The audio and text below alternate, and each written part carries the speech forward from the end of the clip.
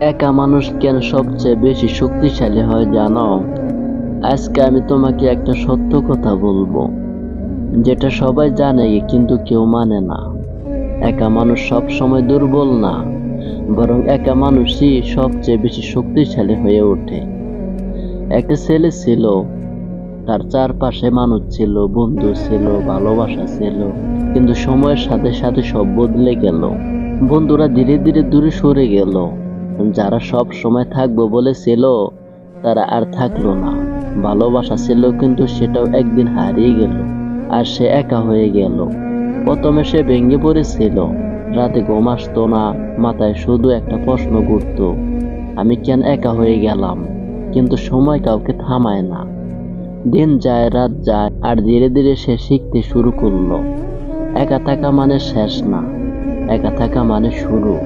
সে বুঝতে পারলো, যখন কেউ পাশে থাকে না, তখন নিজের সাথে নিজের যুদ্ধ শুরু হয়। আর এই যুদ্ধটাই মানুষকে বদলে দেয়। সে আর মানুষের উপর ভরসা করা বন্ধ করলো, নিজের উপর বিশ্বাস করা শুরু করলো।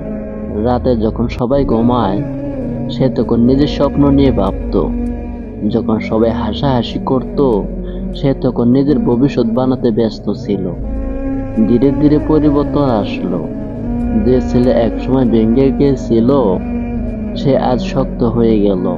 যে ছেলে এক সময় কাঁদতো, সে আজ নিজের নিয়ন্ত্রণে শিখে গেল।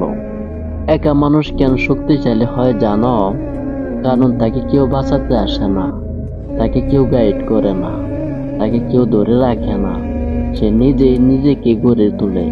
একা মানুষ কষ্ট পায় ঠিকই, কিন্তু সেই কষ্টই তাকে ভিতর থেকে শক্ত বানায়। আর একটা সত্য কথা শোনো, যে মানুষ একা থাকতে শিখে যায়, তার আর কাউকে প্রয়োজন হয় না। সে নিজের সাথেই সুখী হয়ে যায়। তুমি যদি আজ একা থাকো, তুমি যদি ভেঙে পড়ে থাকো, তাহলে মনে রেখো, এটাই তোমার শেষ না, এটাই তোমার শুরু।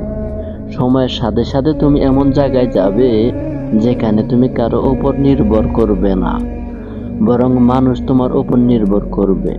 শেষে শুধু একটা কথা, একা থাকা দুর্বলতা না, একা থাকা হলো শক্তির জন্মস্থান।